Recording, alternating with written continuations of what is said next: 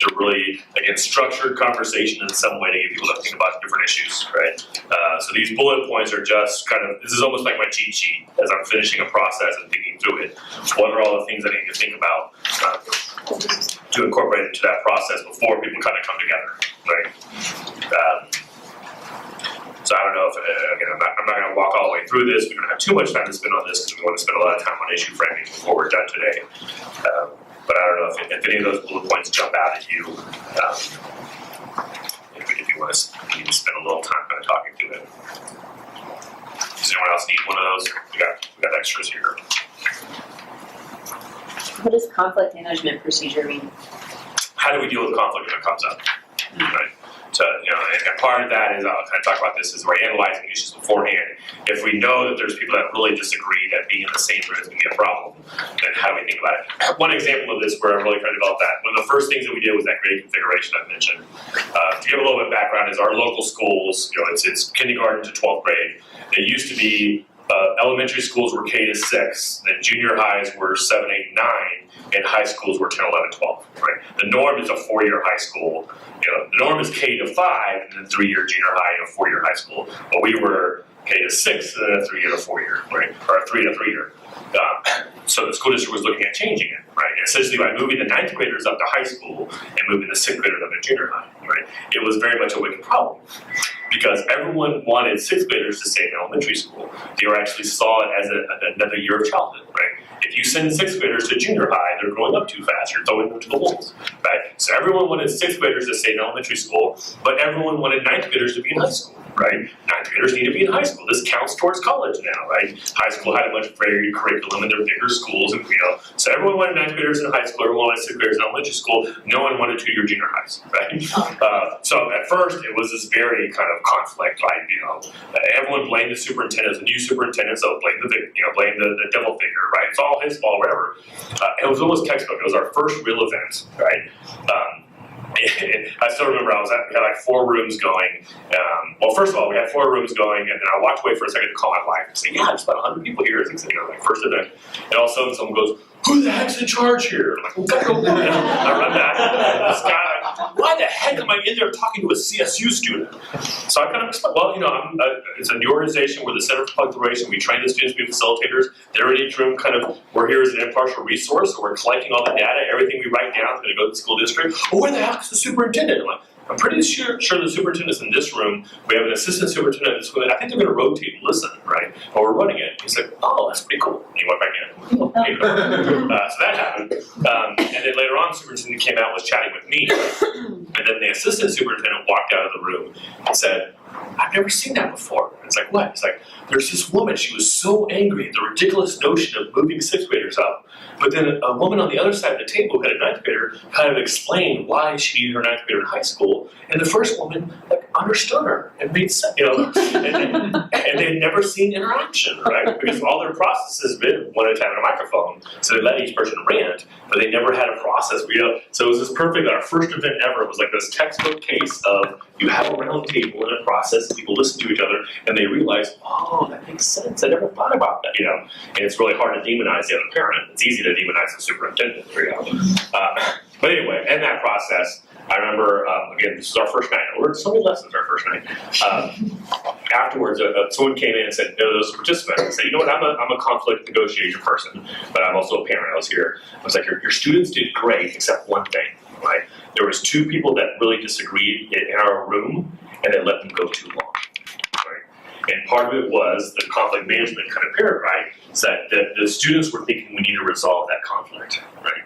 But within deliberation, I don't need to come to consensus, right? Our groups are trying to explore the issue, to understand the issue, to get us good data about how people talk about the issue. We don't have to we're not coming to agreement, in most cases of our things, right? So now we teach our students, it's like, okay, you want to mind that conflict, you want to understand that conflict, you want to make sure both sides are actually, we don't want them to talk past each other, right? We don't want them to exaggerate the conflict.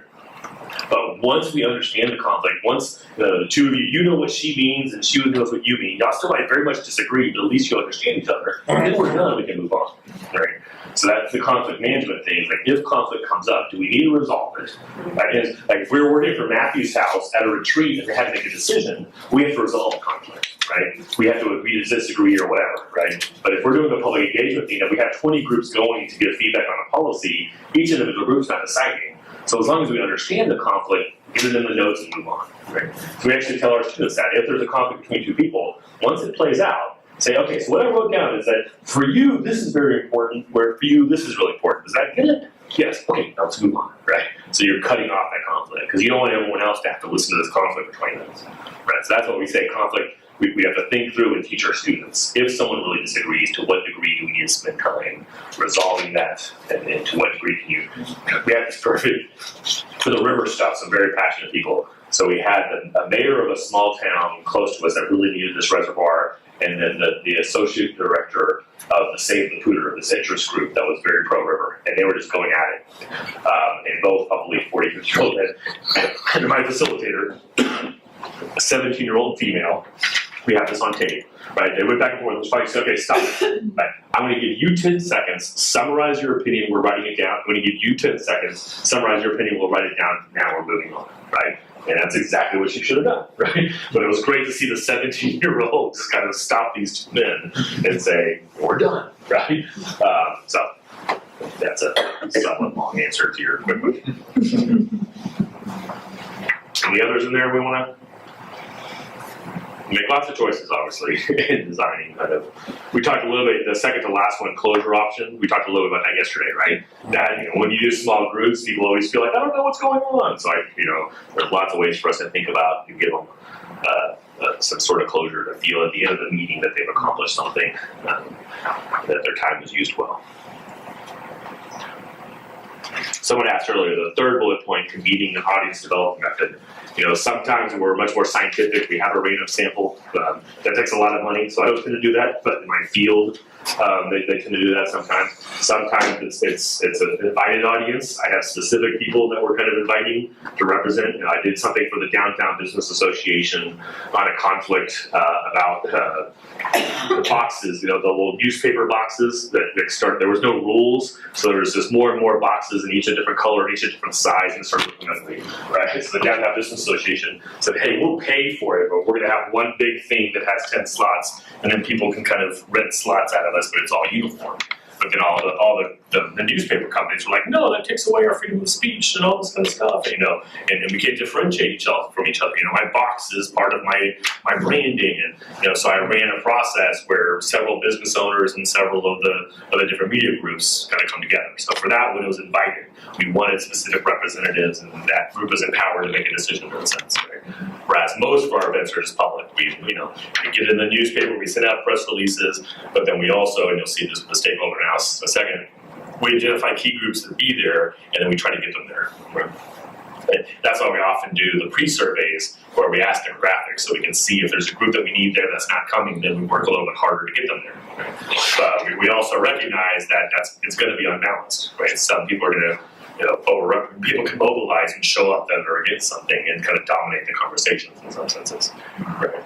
So that's always kind of a tension in there between invited or how much control you have over the audience in a sense.